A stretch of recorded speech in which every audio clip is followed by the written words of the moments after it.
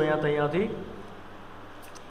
જે પ્રમાણે આપણે તમે સૌ જાણો છો, આપણે જે શિર છે એની નીચે જે શરીર છે એટલે કે મંડળી છે તે કેવી રીતે વૃદ્ધિ પામે શિરની નીચે એ આપણે જોઈ રહ્યા છીએ. શિરની નીચે શરીર એટલા માટે વૃદ્ધિ પામે છે કારણ કે શિર એ શરીરને દોરે છે, શિર એ શરીરનું નિયંત્રણ કરે છે, શિર એ શરીરને અંકુશમાં રાખે છે. એટલે કે તેની પ્રભુતાની નીચે, તેના શિરપદની નીચે, તેના રાજપદની નીચે જ્યારે મંડળી રહે છે ત્યારે મંડળી ઉન્નતિ કરતી કે વૃદ્ધિ પામતી જાય છે. એ પામવાના માટે પ્રભુએ કેટલીક વાતોને મૂકી છે તેની ઉપર આપણે જોઈ ગયા, જેથી મંડળી વૃદ્ધિ પામે. તેણે કેટલાક દાનો આપ્યા કે જે દ્વારા તે મંડળીને વૃદ્ધિ કરે છે.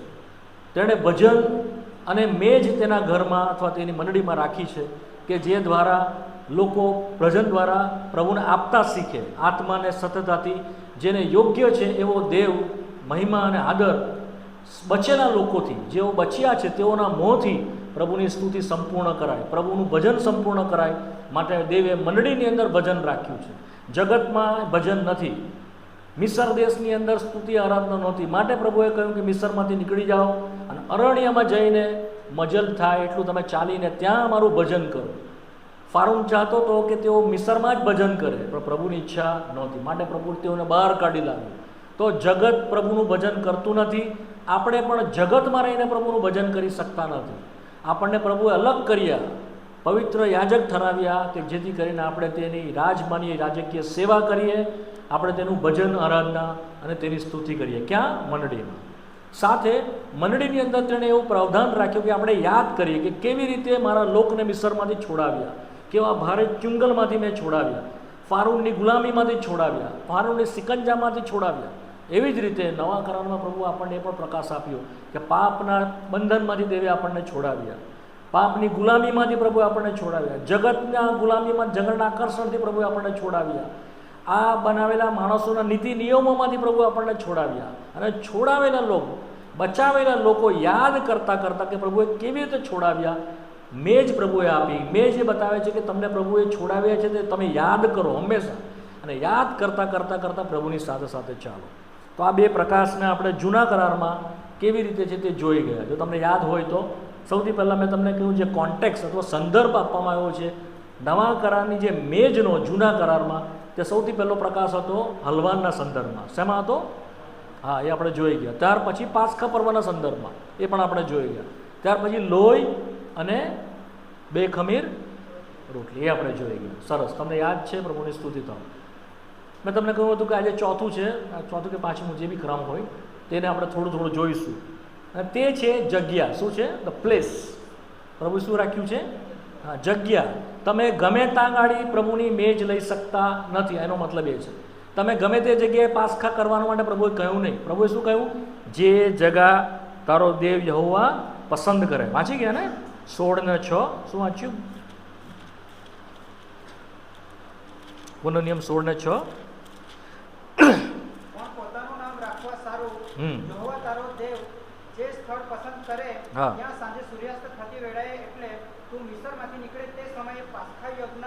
હા, તે સમયે તું પાસ્કા યજ્ઞ કર. જો 12મો અધ્યાય તમે જુઓ તો આખા ચોઝન પ્લેસ, પસંદ કરેલી જગ્યા વિશે લખવામાં આવેલો છે. તમે તમારા સમયમાં વાંચજો. હું બે ત્રણ રેફરન્સ વાંચી જાઉં છું અને એ પણ ટૂંકાણમાં વાંચું. તમે જોઈ લો 5મી કલમ. પણ તમારા સર્વ કુળોમાંથી જે સ્થળ યહોવા તમારો દેવ પોતાનું નામ રાખવા સારું પસંદ કરે તે સ્થળ આગળ, એટલે તેના રહેઠાણ આગળ તમારે ભેગા થવું ને ત્યાં તારે આવવું. પછી જો તમે વાંચશો તો 11મી કલમમાં પણ છે. ત્યારે એમ થાય કે પોતાનું નામ રાખવા સારું યહોવા તમારો દેવ જે સ્થળ પસંદ કરે ત્યાં, જે સર્વ વિશે હું તને આજ્ઞા કરું ત્યાં તમારે લાવવું. હવે જો 13મી કલમ, સાવધાન રહેજે, જે દરેક સ્થળ તું દેખે ત્યાં દહીંયાર પણ તારે ચડાવવા નહીં, પણ જે સ્થળ યહોવા તારો દેવ તારા કુળમાંના એકમાં પસંદ કરે ત્યાં તારે દહીંયારપણો ચડાવ, વગેરે વગેરે. 18મી કલમમાં બી છે, પાછલા ભાગમાં, યહોવા તારો દેવ જે સ્થળ પસંદ કરે તેમાં યહોવા તારા દેવની સન્મુખ તારે તે ખાવા, વગેરે વગેરે. તો પ્રભુએ એક ક્રમ આપ્યો, પ્રભુએ એક જગ્યા કહી કે તમે જ્યારે કનાન દેશમાં આવી જાઓ ત્યારે કનાન દેશમાં તમને મન ફાવે તા કે આખો દેશ પસંદ કરેલો દેશ છે. કોઈ નફતાલી કે મારા તા, આશેર કે મારા તા, યહુદા કે મારા તા ગાડી આપણે ભજન કરીએ, આપણે અહીંયા ગાડી ભેગા મળીએ. અલગ અલગ 12 કુળ, 12 એમાંથી એક કુળ એટલે લેવીને માટે પ્રભુએ જગ્યા નહોતી આપી, તમને ખબર છે. રૂબેનને હતી, અને લેવીના જે 2 દીકરા, યુસુફના જે 2 દીકરા હતા તેઓને લેવીનો ભાગ આપવામાં આવ્યો. જેના 2 દીકરા કોણ હતા? મનાસા અને એફ્રાઈમ. એટલે લેવીનો ભાગ મનાસામાં ગયો અને એફ્રાઈમને એક અલગથી ભાગ મળ્યો. એ કોના દીકરા હતા? યુસુફના દીકરા હતા. તો યુસુફને 2 ભાગ મળ્યા, મનાસા અને એફ્રાઈમ, કનાન દેશની અંદર. લેવીને અલગથી ભાગ આપવામાં આવ્યો નહીં. તો કોઈ પણ એમ કે અમારા ત્યાં આવીને ભજન કરો, અમારા ત્યાં મંદિર બનાવીએ, અમારા ત્યાં આગળ આપણે મુલાકાત મંડપ બનાવીએ, આપણા ત્યાં આગળ અમારા ત્યાં કરીએ. પ્રભુએ શું કહ્યું? ના, હું જે જગ્યા પસંદ કરીશ ત્યાં તમારે શું કરવાનું? ભેગા મળવાનું. વર્ષમાં 3 વાર ભેગા મળવાનું. ત્યાં તમારે દંડ્યાર્પણ કરવાના, ત્યાં તમારે પાસ્કા યજ્ઞ કરવાનું. Chosen place. કયું હતું એ? પસંદ કરેલી જગ્યા. શું કહેવાય એને?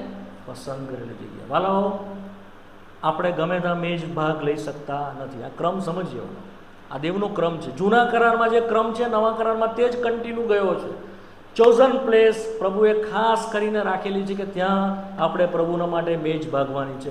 જગતમાં હું મારા ઘરે ભેગો થઈ જાઉં, કોઈ સંસ્થાની અંદર ભેગા થઈ જાઉં, એવી પ્રભુની મરજી નથી. પણ એના લોહીથી છોડાવેલા લોક, એના પવિત્ર લોક જેઓ વિશ્વાસી છે તેઓ જ્યારે ભેગા મળીને મેજમાંથી ભાગ લે છે તો એનું મૂલ્ય રહે છે. નહીં તો અડધા જગતના લોકો, અડધા મેજ પ્રભુના લોકો, અને બંને મળીને ભાગે. એવી રીતે એ પ્રભુનો ક્રમ. ચોઝન પ્લેસ, થોડુંક એના પર જોઈ લઈએ. શું છે ચોઝન પ્લેસ? શું છે પસંદગી કરેલી જગ્યા? જો તમને યાદ હોય તો મેં તમને કહ્યું હતું, ઉત્પત્તિના 22મા અધ્યાયમાં પ્રભુએ ઇબ્રાહીમને કહ્યું કે તારા દીકરાનું બલિદાન કરવાના માટે હું જે દેશ તને બતાવું ત્યાં તું જા. કયો દેશ હતો એ? મોરિયા. તમે બાઇબલ વાંચો છો કે નથી વાંચતા? અમને યાદ રહેવું જોઈએ. કઈ જગ્યા છે તે? હા, મોરિયા પર્વત પર તું જા અને હું તને ત્યાં બતાવું. તેમાંના એક પહાડની ઉપર તું શું કર? તેનું દૈન્યાર્પણ. પહેલાથી જ, હજુ તો કશું થયું નહીં, એ પહેલાથી પ્રભુએ પ્લેસ નક્કી કરી રાખેલું હતું. હજુ તો તેઓ કનાન દેશમાં આવ્યા પણ નથી.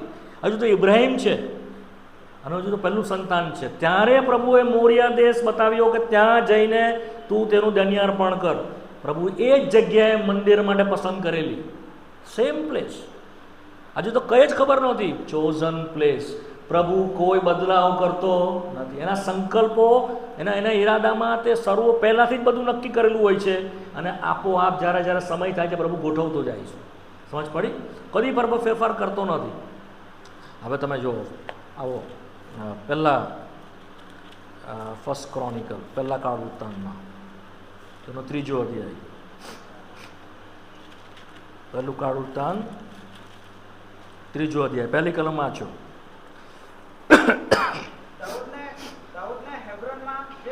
ના ના, બીજું કાળ વૃત્તાંત, માફ કરો, બીજું કાળ વૃત્તાંત 3જો અધ્યાય, પહેલી કલમ. ત્યાર પછી સુલેમાન જેરુસલેમમાં મોરિયા પર્વત કે જ્યાં યહોવાએ તેના પિતા દાઉદને દર્શન દીધું હતું, તેના ઉપર જે જગત દાઉદે યબૂસી ઓર્નાનની ખડીમાં તૈયાર કરી હતી, ત્યાં યહોવાનું મંદિર બાંધવા લાગ્યો. હા, યરુસલેમમાં સુલેમાન મંદિર બાંધવા લાગ્યો. જે મંદિર બનાવવામાં આવ્યું તે ક્યાં બનાવ્યું એણે? યરુસલેમમાં મોરિયા પર્વત, જ્યાં ગાડી ઇબ્રાહીમને પ્રભુએ મૂક્યો ઈસાકને લઈને. અને જે પર્વત પર તેણે ઈસાકને બલિદાન, તે સેમ પ્લેસ પર પ્રભુએ એને દાઉદને લાવ્યો. અને એ જ જગ્યા પર સુલેમાન પણ ગયો. જો પહેલા કાળ વૃત્તાંતમાં આવો, 21મો અધ્યાય, પહેલો કાળ વૃત્તાંત 21મો અધ્યાય. કેવી રીતે દાઉદ આવ્યો છે તમે મારા જૂના વિડીયો છે તમે જોજો. હું અત્યારે વધારે સમય નથી, હું તમને વધારે કહેવાનો. 21મો અધ્યાય 26મી કલમ. 26મી કલમ વાંચો. ત્યાં તેણે યહોવાને માટે વેદી બાંધી, હા, ને દહનાર્પણો તથા સાંખ્યાર્પણો ચઢાવ્યા. ને યહોવાને વિનંતી કરી તેણે દહનાર્પણની વેદી ઉપર આકાશમાંથી અગ્નિ મોકલીને તેને ઉત્તર આપ્યો. હા, અને તેની 28મી કલમ. તે સમયે ઓર્નાન યબૂસીની ખડીમાં યહોવાએ મને ઉત્તર આપ્યો છે, હા, તે દાઉદે જોયું. હા, ત્યારે તેણે ત્યાં યજ્ઞ કર્યો. ત્યાં યજ્ઞ કર્યો. 22મો અધ્યાય ને પહેલી કલમ. પછી દાઉદે કહ્યું કે આ યહોવા દેવનું મંદિર છે, ને આ ઇસ્રાયેલને સારો છે. આ મંદિર છે, જગ્યા છે, આ દનિયાર્પણની વેદી છે. કેવી રીતે પ્રભુ એને પ્રકાશ આપ્યો દાઉદને? જ્યારે એણે વસ્તી ગણતરી કરવાની ભૂલ કરી અને પ્રભુનો કોપ સળગી ઉઠ્યો અને આખા પ્રભુએ મરકી મોકલી અને ઘણા બધા લોકો મરી ગયા. ત્યારે એણે વિનંતી કરી, પ્રભુ આ ઘેટાઓએ શું કર્યું? તું તેઓને માફ કર, મેં ભૂલ કરી છે, તારી શિક્ષા મારી પર આવ. તારે એને પ્રભુ તરત કહ્યું દૂતે, ઓર્નન યબુસીની ખડીપાના ત્યાં જા ને ત્યાં વેદી બાંધ. દોડીને ગયો દાઉદ અને ઓર્નન યબુસી, ઓર્નન એટલે ત્યાં ખડી, ખડી ખબર ને તમે લોકો તમારા ગામમાં ખડી હોય ને, જ્યાં તમે પેલું ભૂસું નીકળે ને ઘઉં અલગ થાય, તે જગ્યા ત્યાં આવ્યો અને યબુસીને કહ્યું કે પૈસા આપું છું તો મને જગ્યા આપ. અને એણે વેચાતી જગ્યા લીધી. તમે વાંચો તમારા સમયમાં, એણે કિંમત ભરી આપી દાઉદે અને પછી એ જગ્યા લીધી અને એ જગ્યા ઉપર જ્યારે એણે દરિયા પર ચડાયો અને મરકી થંભી ગઈ અને એણે મ્યાનમાં મૂકી દીધી તલવાર. 27મી કલમ, અને યહોવાના દૂતના આજ્ઞાકારી એટલે તેણે પોતાની તલવાર મ્યાનમાં પાછી મૂકી, તલવાર પાછી મૂકી દીધી. તરત દાઉદને ખબર, ધીસ ઇઝ ધ પ્લેસ. આ એ જગ્યા છે કે જ્યાં મંદિર બનશે. આ કઈ જગ્યા હતી? મોરિયા પર્વત. ત્યાં ગાડી સુલેમાન મંદિર બાંધવા માંડ્યું. સમય જતાં ત્યાં જ મંદિર ઊભું થયું અને જ્યારે તૂટી ગયું ધણે, આજે બી ત્યાં ગાડી મંદિર નથી પડતા, રોક ઓફ ધ ડોક છે, રોક ઓફ ધ જ્યાં સોનાના બુરજવાળી ત્યાં મસ્જિદ છે અત્યારે એમાં. અને એ ખાલી એક અત્યારે તો મંદિર તૂટી ગયું છે પણ દિવાલ રહેલી છે, જેને રુદનની દિવાલ કહેવામાં આવે છે. ત્રીજું ટેમ્પલ બી ત્યાં જ બનશે પ્રભુના સમયમાં, જ્યારે મંડળી નહીં હોય ત્યારે ત્યાં બનશે મંદિર. તે જ જગ્યાએ બનશે. કહેવાનો મતલબ શું છે? Chosen place. શું છે? પસંદ કરેલી જગ્યા. પ્રભુ કદી બદલતો નથી વાલાઓ. એણે જે પસંદ કરેલી જગ્યા છે તેમાં ફેરફાર કરતો નથી. નવા કરારમાં પ્રભુએ કોઈ જગ્યા આપી નથી. આપણે વાંચીએ છીએ સમૃદ્ધિ સ્ત્રીની સાથે વાત કરતા યોહાનના સુવાર્તાના 4થા અધ્યાયમાં પ્રભુએ કહ્યું, હવે સ્ત્રીએ પૂછ્યું કે અમારે ક્યાં ભજન કરવું જોઈએ? તમારા પિતૃઓ તો કહે છે કે યરુસાલેમમાં ભજન કરવું જોઈએ અને અમારા પુરખો તો એવું કહે છે કે સમરૂનમાં ભજન કરવું જોઈએ. ત્યારે પ્રભુએ એને જવાબ આપતા એમ પ્રમાણે કહ્યું, બાઈ મારી વાત માન, હવેથી ના આ જગ્યા ઉપર, ના યરુસાલેમમાં, ના સમરૂનમાં બાપનું ભજન કરવામાં આવશે, પરંતુ આત્માથી તથા સત્યતાથી ભજન કરાશે. જો વાંચો જોવાની સુવાર. હા હા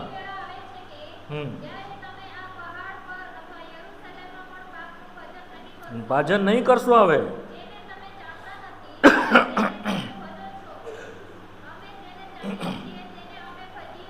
ત્રેવીસમી કલમ.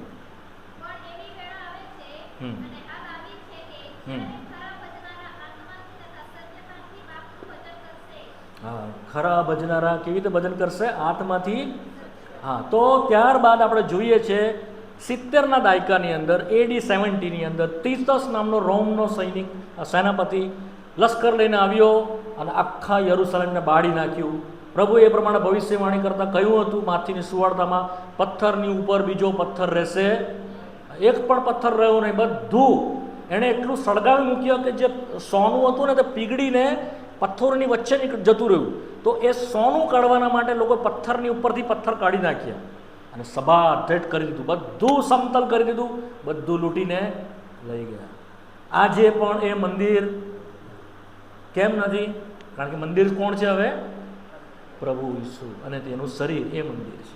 સમજ પડી મારી વાત? પ્રભુ આજ દિન સુધી એ મંદિર નથી થવા દીધું. આજ દિન સુધી ભજનતા અર્પણો નથી, કારણ કે હવે આપણને જે ખરામાં છે એના અર્પણો ચાલે છે. ખરામાં આપણે પ્રવેશ્યા છે. જે પડછાયો હતો એ બધું ફક્ત દાર્શનિક રીતે પ્રભુ ઈસુના સંદર્ભમાં લખવામાં આવેલું, એના વિશે કહેવામાં આવેલું. અને જ્યારે મંડળી જે છે તે ઉંચકાઈ જશે ત્યારે, જે 7 વર્ષનો ગાળો છે, જ્યારે ખ્રિસ્ત વિરોધી આવશે તે ટાઈમની અંદર એ મંદિર ફરી બનશે. એની એ બધી હિસ્ટ્રી હમણાં હું ડિટેલમાં નથી કહેવા માંગતો. તો તમે સમજો કે આજે નવા કરારની અંદર તો જગ્યા છે કઈ? આત્માથી સતત સત્યતાથી ભજનારાઓ તે જગ્યા છે. ઈસુ ખ્રિસ્તની પાસે જેઓ લોહીથી ધોવાઈને આવ્યા છે તે જગ્યા છે. જેઓ મંડળીનો ભાગ બન્યા છે, એના શરીરમાં મૂકવામાં આવેલા છે, તેઓ એ જગ્યા છે. એવા વિશ્વાસીઓ જ્યાં ભેગા મળે છે આત્માથી સત્યતાથી પ્રભુનું ભજન કરવા, જેઓ ખરેખર અશ્યોર છે કે અમે પ્રભુથી બચી ગયા, પ્રભુના લોહીથી ધોવાયા, પાપને બંધનમાંથી છૂટી ગયા, જગતમાંથી છૂટી ગયા, અમે અલાયદા લોક છે, અમે બચી ગયેલા સેપરેટ લોક છે, અમારી પર હવે જગતનો અધિકાર નથી, અમારી પર પાપનો અધિકાર નથી, અમે પ્રભુના છે. જેઓ એ માને છે અને જેઓ એ પુરવાર કરે છે જીવન દ્વારા, તેઓ સાચી જગ્યા છે જ્યાં મેજ રખાય. Got my point? તમે સમજ્યા? જો આ પ્રકારના જીવનમાં નથી, જો અલાયદા લોક નથી, જો પ્રભુના લોહીથી ધોવાયેલા નથી, અથવા અડધા લોક ધોવાયેલા છે અડધા લોક નથી, અડધા મિક્સ મલ્ટિટ્યુડ જે કહેવાય, મિશ્રિત જથ્થો, જે જગતમાં બી ને પાપમાં બી ને પ્રભુમાં બી બધું જ, એવાની સાથે એના કંટ્રોલ દ્વારા જો મેજ લેવાય છે તો એ યોગ્ય જગ્યા, એ પ્રભુને પસંદ નથી. પ્રભુની સાથે આપણે ભૂત પિશાચોનો પ્યાલો પી શકતા નથી. પહેલું કરંથી તમે 10મો અધ્યાય 20મી કલમ. હા, પણ હું કહું છું કે વિદ્યાર્થીઓ જે બલિદાન આપે છે તે તેઓ દેવને નહીં પણ ભૂત પિશાચોને આપે છે, અને તમે ભૂત પિશાચોનો સંગ કરો એવી મારી ઈચ્છા નથી. તમે ભૂત પિશાચોનો સંગ કરો એવી મારી ઈચ્છા.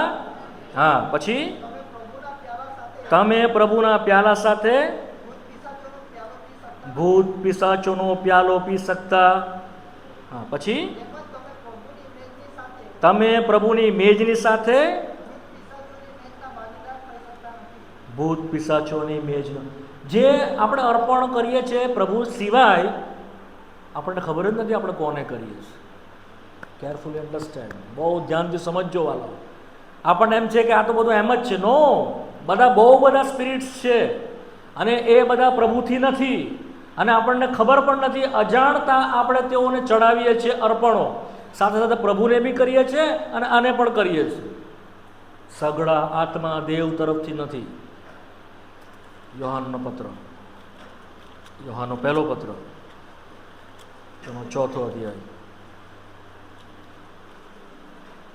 પહેલી 2-3 કલમ વાંચો. હા હા હા હા, ઘણા જૂઠા પ્રગટો નીકળ્યા છે. હવે વાંચો.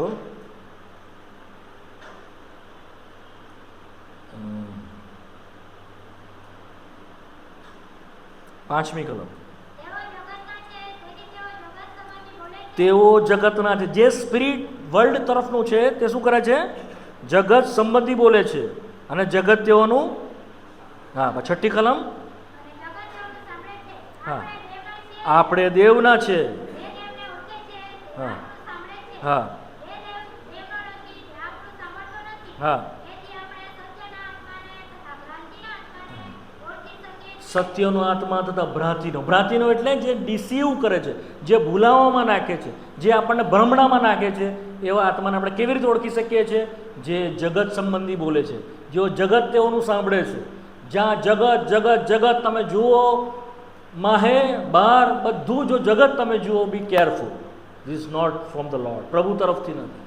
જે પ્રભુને મહિમા આપતું નથી, જે પ્રભુની ઉપર વિશ્વાસ કરતું નથી, જે પ્રભુ મનુષ્ય દેહમાં આવ્યો અને તેના દેહધારીપણાને કબૂલતો નથી, તેની પ્રભુતાને કબૂલતો નથી, એ બધું જ પ્રભુ તરફથી નથી. તો વાલાઓ, આ ચોઝન પ્લેસ આપણે ધ્યાનમાં રાખવી જોઈએ. સમજ પડી? અચ્છા, ચોઝન પ્લેસથી પ્રભુ હવે શું કર્યું? ફર્ધર સ્ટેપ પ્રભુ હજુ 2 પગલાં આગળ આવ્યા. પ્રભુએ જગ્યા નક્કી કરી. સૌથી પહેલાં શિલોમાં તેઓ માંડવો બનાવી નાખ્યો, શિલોની અંદર. અને શિલોની અંદર મંડપ રહ્યો ન્યાયાધીશોના સમયની અંદર, આખા ન્યાયાધીશોના સમયમાં રહ્યો. છેક સમુએલ જ્યારે જન્મ્યો ત્યાં સુધી ત્યાં આગળ શિલોમાં મંડપ હતું. એલીના સમયમાં ત્યાં આગળ લોકો ખોટી રીતે બધું કરતા હતા, અને પ્રભુએ શિક્ષા મોકલી, પરિસ્થિતિ ચડી આવ્યા, શિલોનો મંડપ ધ્વસ્ત કરી નાખ્યો, કરાર કોષ ચોરીને લઈ ગયા. અને ત્યાં લખવામાં આવ્યું છે ઇખાબોદ. શું લખવામાં આવ્યું છે? ઇખાબોદ. ઇખાબોદ એટલે દેવનું ગૌરવ જતું રહ્યું. બરાબર?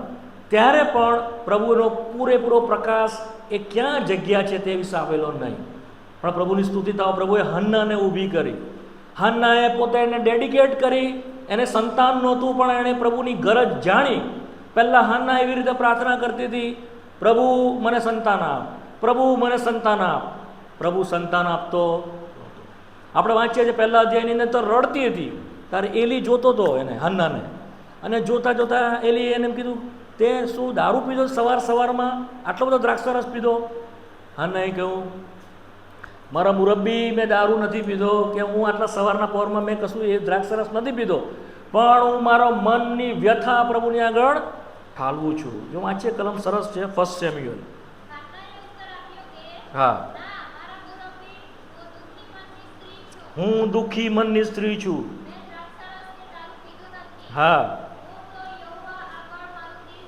હા, મારું દિલ ઠાલવતી હતી, મારી હાર્ટ, મારું હૃદય હું ખોલતી હતી. કેટલે આમ એનું દુઃખી મન હતું, પણ સ્ટીલ પ્રભુ શું હતા? ચૂપ હતા. શું હતા પ્રભુ? ખબર છે કેમ? પ્રભુ આપણી પ્રાર્થના કેમ નથી સાંભળતો ખબર છે કેમ? કોઈ બોલશે કેમ? મેં એના પર કીધું છે, આગળ મેં મેસેજ આપ્યો છે નહીં. પ્રભુએ હન્નાના માટે શું કર્યું? પ્રભુએ ક્યારે મોં ખોલ્યું, અથવા પ્રભુએ ક્યારે કામ કર્યું? હવે તમને થોડી લાઈટ થશે. જ્યારે તેણે શું કીધું કે જે પ્રભુ તું મને આપશે તે હું શું કરીશ તને. જ્યાં સુધી આપણે દેવને શી ગરજ છે એ સમજતા નથી, ત્યાં સુધી દેવ આપણી ગરજ જાણતો હોવા છતાં પણ શાંત રહે છે.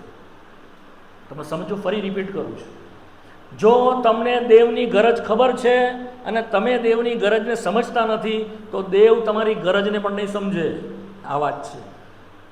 એ જાણી ગઈ દેવના ઘરમાં જરૂર છે એક વ્યક્તિ કે જે પ્રભુનું કામ વધારે, જે પ્રભુનું કામને સ્થિર કરે. આટલું બધું ખરાબ સ્થિતિ થઈ ગયેલી, એણે જાણી ગઈ પ્રભુને કઈ મનમાં ગરજ છે. એ પોતાનું દિલ ઠાલવતી હતી, પણ પ્રભુના દિલને એણે જોયું કે એનું દિલ કેટલું દુઃખી છે, એના દિલમાં શું બોજ છે, એના હૃદયમાં કેવું ભારી છે, એના મનમાં શું વ્યથા છે, પ્રભુના મનમાં શું છે.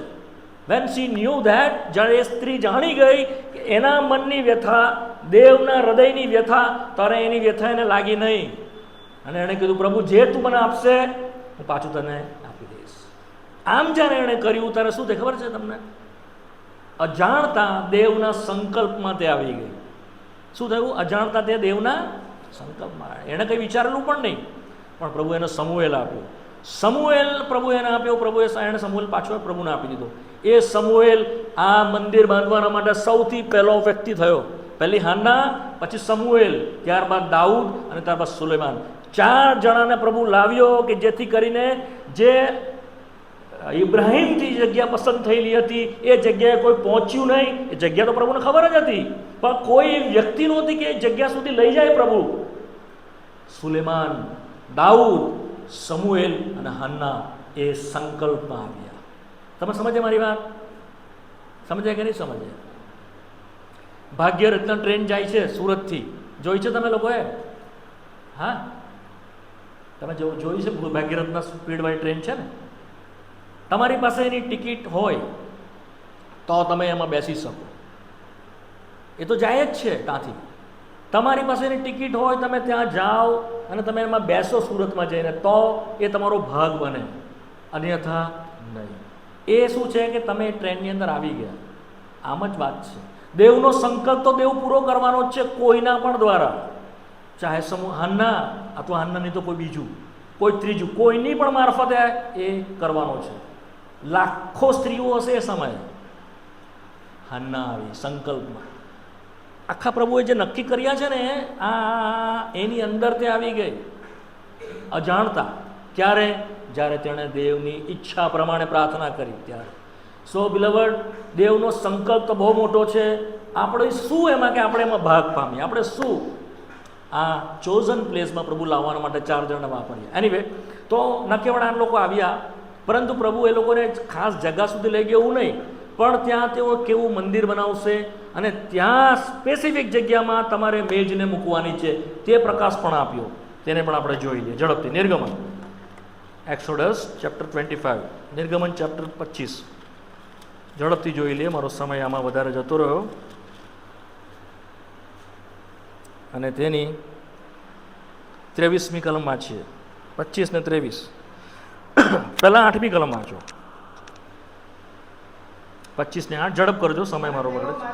મારે સારું પવિત્ર સ્થાન બનાવે કે હા, હું તેઓ મધ્યે રહું. અને તેઓ મારે સર શું બનાવે? પવિત્ર સ્થાન બનાવે, અને તેઓ હું તેઓની શું થાવ? તેઓની. હા, આ પ્રભુએ ડિઝાયર પ્રભુએ પોતાની નક્કી કરી.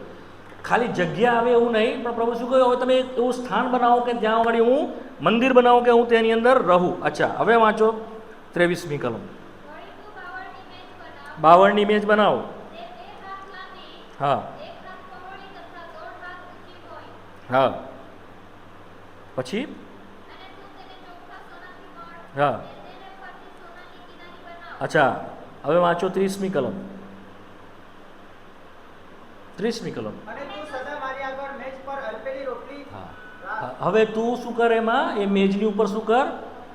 અર્પેલી રોટલી રાખ. અહીંયા પ્રભુ શું કહે છે? તેને નમૂનો આપે છે. 40મી કલમ.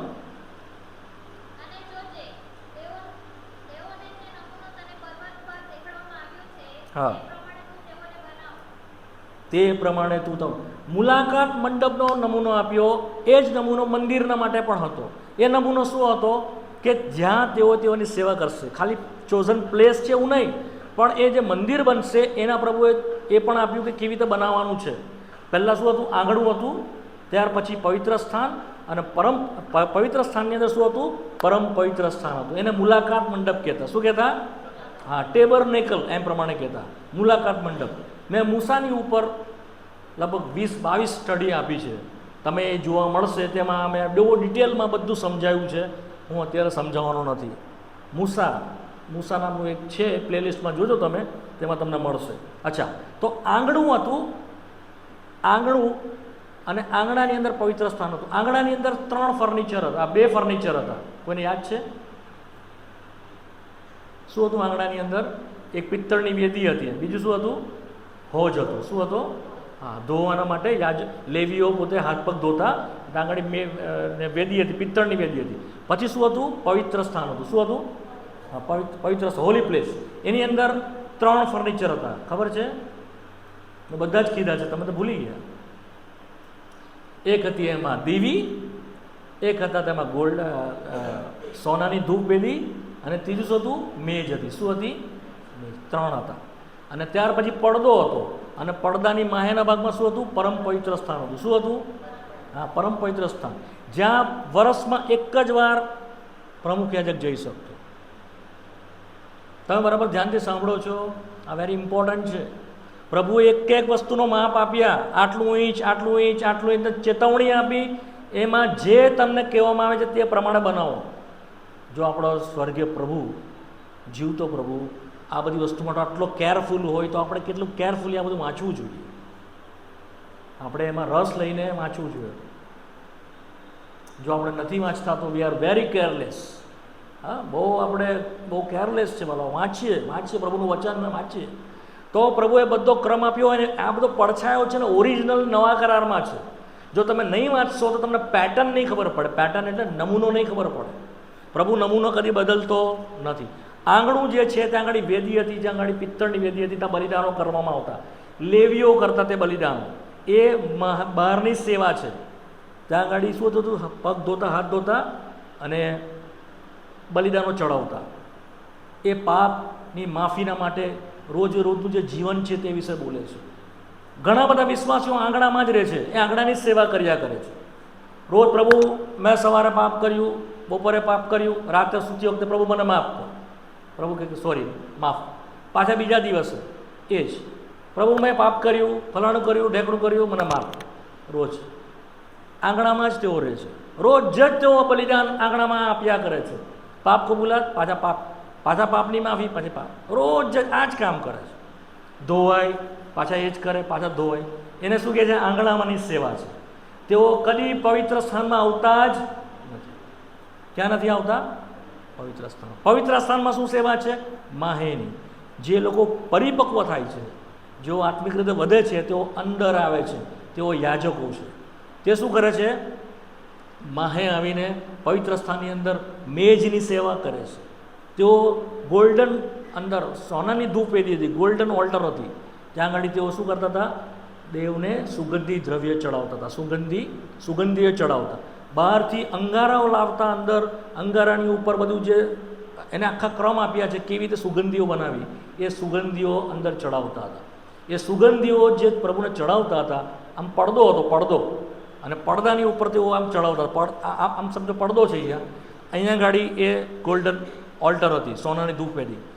જમણી તરફ અહીંયા ગાડી એ મેજ હતી, અને ડાબી બાજુ જે છે તે ધૂપ એ હતી, આપણે શું કહેવાય એને, સોનાની શું કહેવાય, મારો શબ્દ યાદ નહીં આવી રહ્યો, જેને સળગાવવામાં આવતી દીવી, સોનાની દીવી હતી ડાબી તરફ. જે મેજ છે તે જમણી તરફ હતી. ત્યાં 12 રોટલી રાખવામાં આવતી. કેટલી? 12 રોટલી, જે પ્રભુ ઈસુ ખ્રિસ્તના બલિદાનને અને મેજ જે આપણે વાત કરી રહ્યા તે રીતે બતાવે છે.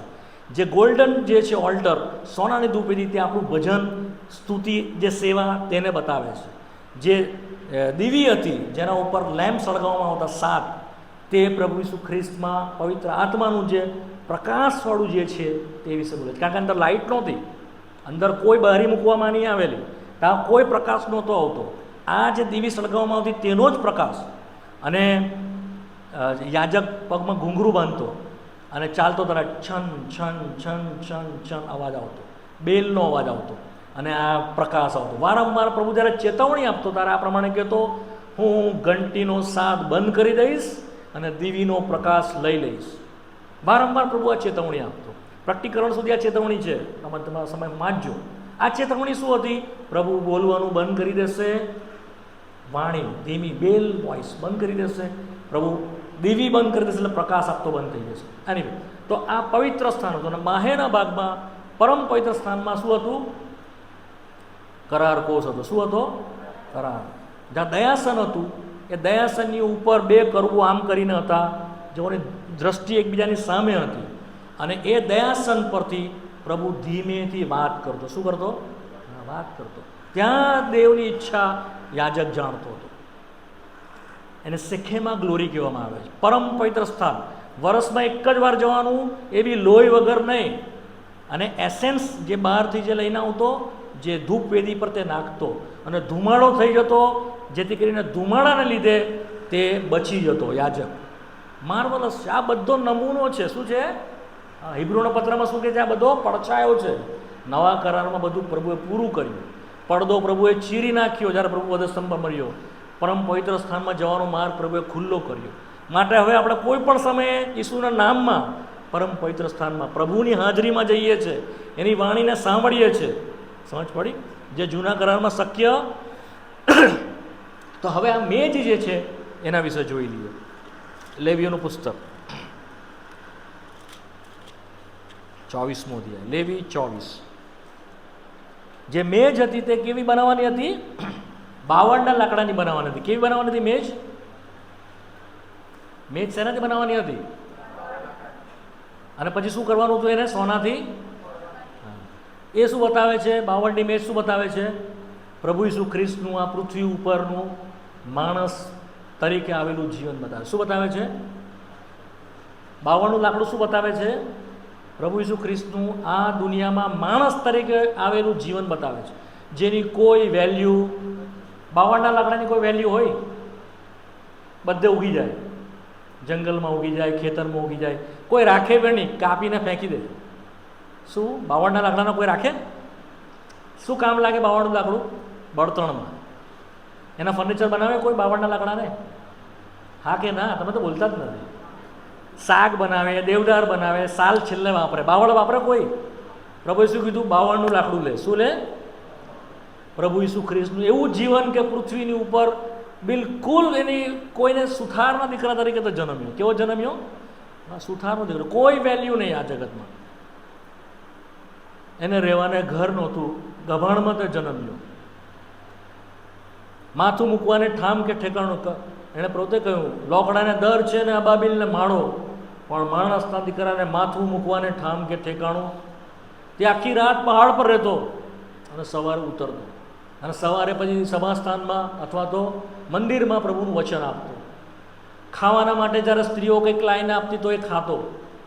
આ જગતમાં તેનું કોઈ મૂલ્ય નહીં એવો પ્રભુ હતો. એક જ કપડાં કે 2 કપડામાં તેણે આખું જીવન તેણે બતાવી દીધું. આ શું બતાવે છે? બાવળનું લાકડું. શું બતાવે છે? પણ પ્રભુ શું કહે છે? હવે એને સોનાથી મળી દે, બધું સોનું લગાવી દે. હવે એ પ્રભુનું સ્વર્ગીય જીવન વિશે બોલે છે. પ્રભુના ઉઠ્યા પછી શું બોલે છે? પ્રભુનું પ્રભુ તરીકેનું જીવન. હવે તે સર્વથી મહિમાથી ભરેલું, જોકે તે માણસ પણ દેવત્વથી સ્વર્ગીય, સોનું સ્વર્ગીય સ્વભાવ બતાવે. શું બતાવે છે? The heavenly nature. સ્વર્ગીય સ્વભાવથી પ્રભુ, એના પ્રભુતાથી સર્વ અધિકાર પૃથ્વી પર કોને આપવામાં આવ્યો છે? પ્રભુ ઈસુને આપવામાં. બધો અધિકાર એ શું બતાવે છે? સોનું, એને મળી દે. અચ્છા, હવે એ મેજની ઉપર શું કર? 5મી કલમ લેવી 24:5 આગળ વાંચો ઝડપથી.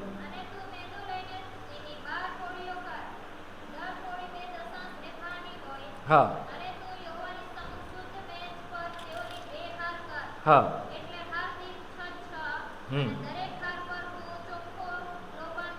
હા હા હા હા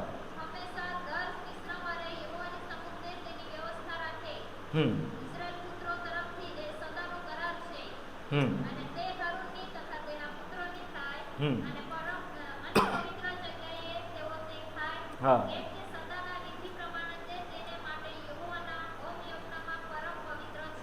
હવે આ મેજ ક્યાં મૂકવાની છે? પવિત્ર સ્થાનમાં. એક તો ચોઝન પ્લેસ, જે જગ્યા હું ઠરાવું ત્યાં, એમાં પણ માહેના ભાગમાં, પવિત્ર સ્થાનમાં.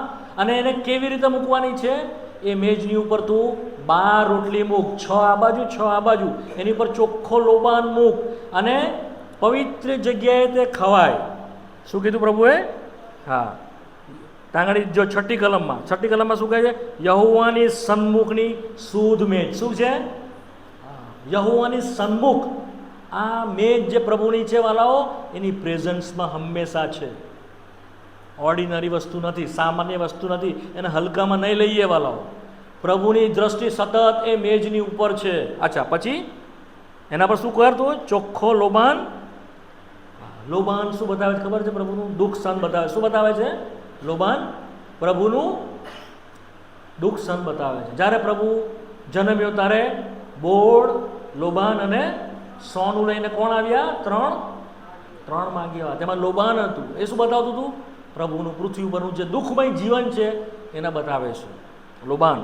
અચ્છા, તે ચોખ્ખો લોબાન મૂક. પછી શું કરે? એને રોટલીને માટે તો શું થાય? યાદગીરી રૂપ થાય. જ્યાં પ્રભુએ નવા કરાર, મારી યાદગીરીને સારું તમે કર્યા કરો. સો આ બધો ક્રમ પ્રભુએ જૂના કરારમાં જ આપ્યો છે. It is remembrance for me. મારી સન્મુખ રહે. આજે આપણે એને યાદ જ કરતા નથી, માટે મેજ જ નથી આપણી મધ્યે. પ્રભુ કહ્યું મારી સન્મુખ હંમેશા તે મેજ રહે. આપણી સન્મુખ, પ્રભુની સન્મુખ રાખતા જ નથી મેજ. પછી શું કહે છે? સદાનો કરાર છે 8મી કલમ. એ સદાનો શું છે? હા, ઇટર્નલ કવનન્ટ. 9મી કલમમાં કેવું છે? પવિત્ર જગ્યાએ તેઓ તે ખાય. પવિત્ર જગ્યાએ તેઓ તે ખાય. આ સિક્વન્સમાં વાલાઓ જો આપણે નહીં આવીએ તો આપણને ખબર નહીં પડશે વાલાઓ કે આપણે શું કરી રહ્યા છે. મેજને બહુ ગંભીરતાથી આપણે લેતા નથી, જેને પ્રભુએ જૂના કરારથી બતાવી. પવિત્ર સ્થાનની અંદર તમારે તેને લાવીને ખાવાની છે. પવિત્ર સ્થાનમાં જો નથી બેઠા તેઓ કદી પણ મેજમાંથી ભાગ લેતા નથી. Come inside. તમે આંગણામાં નહીં રહો, કેવળ તારણ પામીને બેસી નહીં રહો, માહે આવો. માહે કોણ આવે છે? જો શુદ્ધ હોય છે તેઓ મેજની પાસે આવીને પ્રભુની મેજની સેવા કરશે. શું કરશે? સેવા કરશે. જો અંદર આવે છે તેઓ સેવા કરનારા થાય છે. મેજ શું બતાવે છે? અંદર શું કરવાનું? સેવા કરવાના માટે, પ્રભુના ઘરની સેવા કરવાના માટે આવો. મેની ટાઈમ ઘણી વાર શું કરીએ છીએ? આપણે પ્રભુને માટે બહુ કામ કરીએ છીએ, પણ પ્રભુનું કામ કરતા તમને ડિફરન્સ બતાવો બંનેની વચ્ચે. પ્રભુના ઘરની સેવા એટલે પ્રભુના લોકોની સેવા એ અલગ વસ્તુ છે, પ્રભુની સેવા અલગ વસ્તુ છે. હું રિપીટ કરું, પાછું કહું છું. પ્રભુના ઘરની સેવા એટલે કે પ્રભુના લોકોની સેવા એ અલગ વાત છે, અને પ્રભુની સેવા અલગ વાત છે. આંગણાવાની જે સેવા છે તે પ્રભુના લોકોના માટે સેવા છે. શું છે? પ્રભુના લોકો. તમે બીજાઓને મદદ કરો, પેલા ભાઈ આવે એટલે તમે લેવી તરીકે તેઓના માટે મદદ કરો છો, તમે એનું ઘેંટું લાવો છો, ઘેંટાને બાંધો છો, ઘેંટાને બલિદાન કરો છો, પેલો કે મારું આ બકરો લઈ જા, પેલો કે મારું આ લઈ જા. તમે લેવીઓ તરીકે શું કરો છો? તેઓને પાપ કબૂલાતમાં મદદ કરો છો, તેઓને તમે ઉઠાવો છો, તેઓને તમે સુવાડતા આપો છો, તમે પ્રભુની વાત પ્રગટ કરો છો કે જેથી કરીને તેઓ પ્રભુમાં સ્થિર થાય, બચે, વોટ એવર જે કંઈ બી છે. આ પ્રભુના લોકોની સેવા છે. શું છે? પ્રભુના એ ક્યાં છે? આંગણા. ક્યાં છે? માહે તે સેવા. માહે કોની સેવા છે? કેવળ પ્રભુની. કોની? પ્રભુ. Inside in the Holi place, પવિત્ર સ્થાનમાં, જ્યાં તમે પ્રભુને ધૂપ ચડાવો છો, જ્યાં પ્રભુની મેજની આગળ તમે ઊભા રહો છો, જ્યાં દીવીના પ્રકાશમાં પ્રભુનો વાણી સાંભળો છો, પ્રભુનો પ્રકાશ સાંભળો. પ્રેઝન્સ બિફોર મી એ પ્રમાણે છે, મારી આગળ ખડો થાય. જો ગુજરાતીમાં તમે બરાબર વાંચો તો, તું મારી આગળ ઊભો રહે અને હું તને કહું તે પ્રમાણે મારી સેવા કર. મારા લોકોની સેવા કર એ પછી વાત, તું મારી સેવા કર. પ્રભુ આ કક્ષા સુધી આપણને લઈ જાય, આ સમજ સુધી આપણને લઈ જાય. બહુ ઓછાની પાસે આ સમજણ છે વાલાઓ. તમારા માટે હું નથી કહેતો, પણ ઘણી જગ્યાએ ઇન અવર એસેમ્બલી, અમારી મંડળીઓમાં પણ આ સમજણ બહુ ઓછાની પાસે છે કે જો પ્રભુની સેવા કરે છે, તેઓ પ્રભુના લોકોની સેવા કરે છે, પ્રભુના ઘરની સેવા કરે છે, પણ બહુ ઓછા છે કે જેઓ પ્રભુની સેવા કરે. પ્રભુ કરે વાલાઓ. જેઓ મેજને તમે ચાહો છો પ્રભુની સેવાને કરવા માટે, અંદર માહેના ભાગમાં ચોઝન પ્લેસ. મારો સમય પૂરો થઈ ગયો, મારે બીજું આપવું હતું પણ નહીં અપાયું, અને હજી આપણી બધે થોડા લોકો પણ ઓછા છે. પ્રભુની ઈચ્છા છે તો નેક્સ્ટ ટાઈમ હું તમને આપીશ, તમને થોડું એનું હોમવર્ક આપી દઉં જેથી તમે વાંચીને આવો. તમે વાંચીને આવો. મેં આ તમને જૂના કરારમાં કહી દીધું. હવે જે નવા કરારમાં જે પડછાયો છે અથવા તો નવા કરારમાં જે પ્રકાશ છે મેજના સંદર્ભમાં, તેની વિશે તમે થોડુંક વાંચતા આવો એવી મારી ઈચ્છા છે.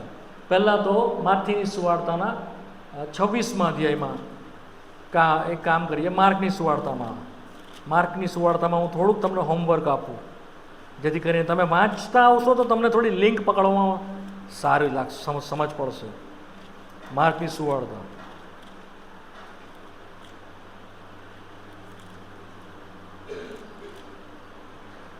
અને તેની 14મો અધ્યાય 13મી કલમથી 16મી કલમ સુધી વાંચો. હા.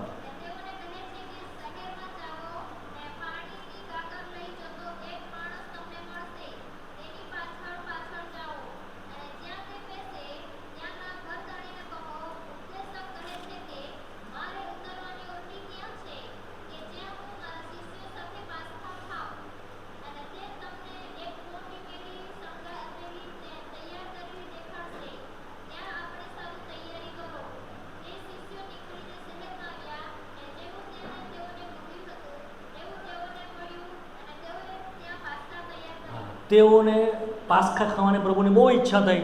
એણે શિષ્યોને કહ્યા કે મારે સારું, તમારે સારું મારે પાસ્ખા ખાવું છે પ્રભુ, મારું જીવન પૂરું થાય પહેલાં.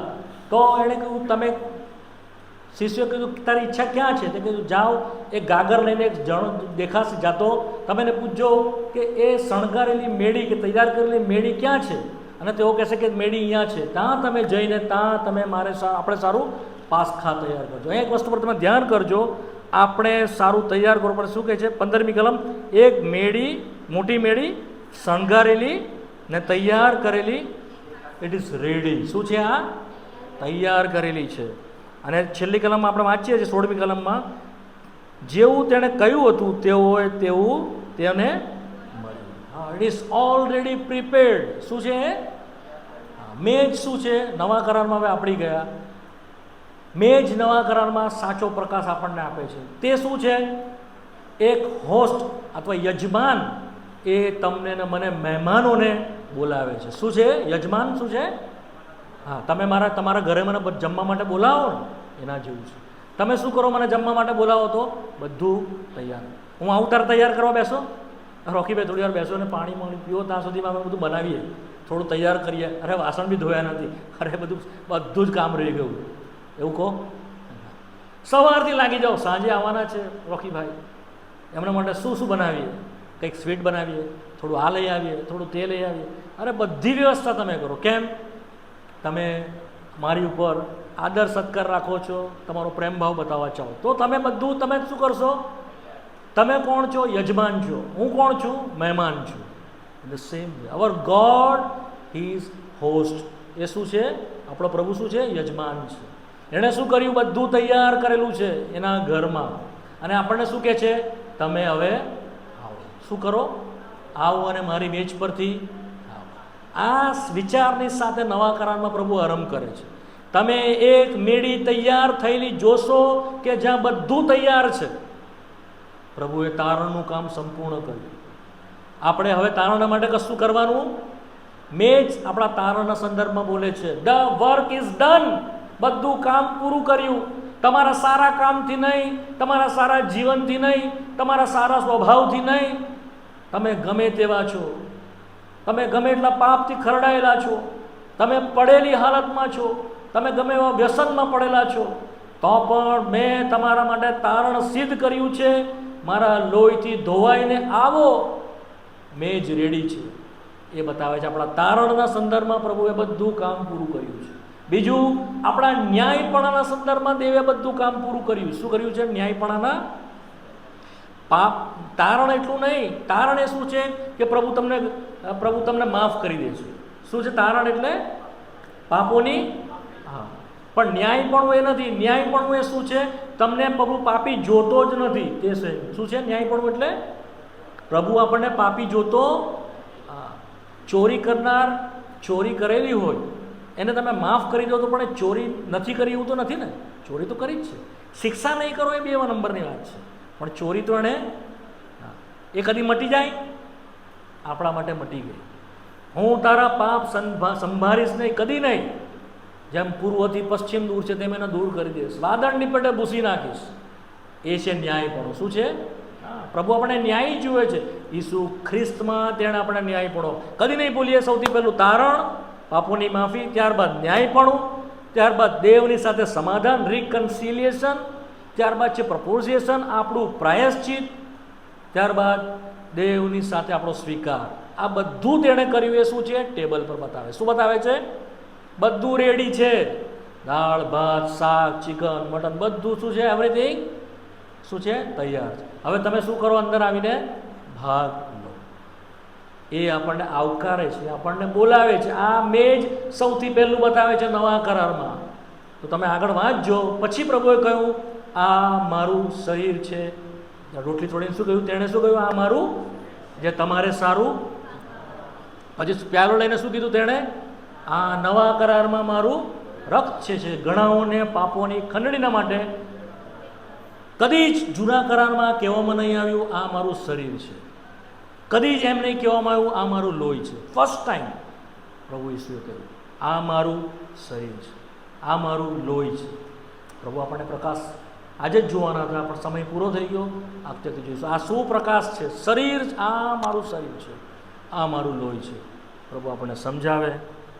આપણે જોઈશું નેક્સ્ટ ટાઈમ. પ્રાર્થના કરવાના છે. આંખો બંધ કરીએ, ઘૂંટણો પર આવીએ, પ્રભુની સ્તુતિ કરીએ, પ્રભુને ધન્યવાદ આપીએ. પ્રભુએ આપણને એનો પ્રકાશ આપ્યો કે તેણે સર્વ વાનાઓ આપણા માટે સિદ્ધ કર્યા છે. તેણે ભાણું તૈયાર કર્યું છે અને તેણે આપણને એના ભાણામાં બોલાવ્યા છે. તેણે કહ્યું કે સર્વ લોકોને મારી પાસે લઈ આવો. રોડ પર જાઓ, ખેતરોમાં જાઓ, ગામડાઓમાં જાઓ અને સર્વને મારા ઘરમાં લઈ આવો. જેઓને આમંત્રણ આપવામાં આવ્યું હતું, હવે તેઓ મારું ભાણું ચાખશે નહીં. જેઓએ મારો ભાણુંનો નકાર કર્યો તેઓ એમાંથી પામશે નહીં.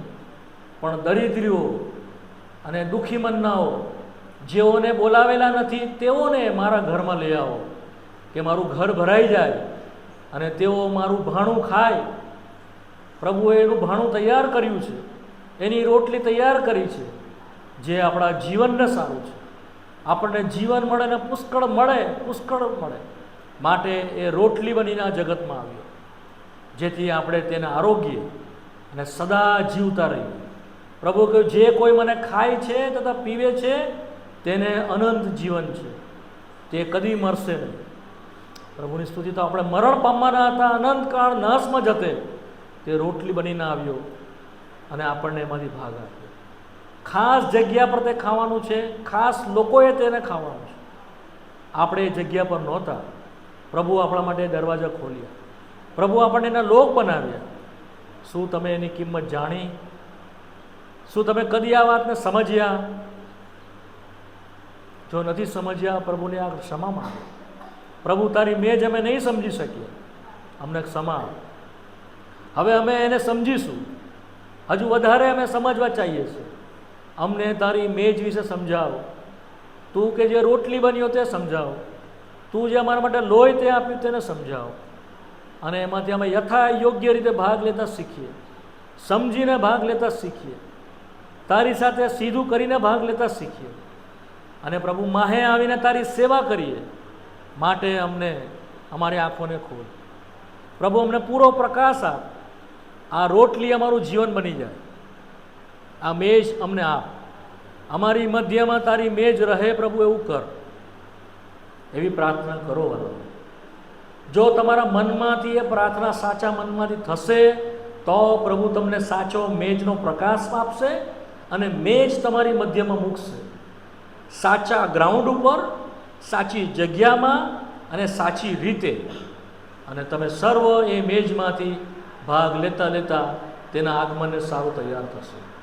એના સન્મુખની મેજ છે, એના પર એની દ્રષ્ટિ છે. પ્રભુએ સમજાવે પ્રકાશ તમને અને તમારી મધ્યમાં યોગ્ય સમયે મેજ મૂકે. દિલીપ દાદા, તમે આ પ્રાર્થનામાં દોરો. છેલ્લો આશીષ હું આપીશ. આગળ આવીને પ્રાર્થના કરાવો.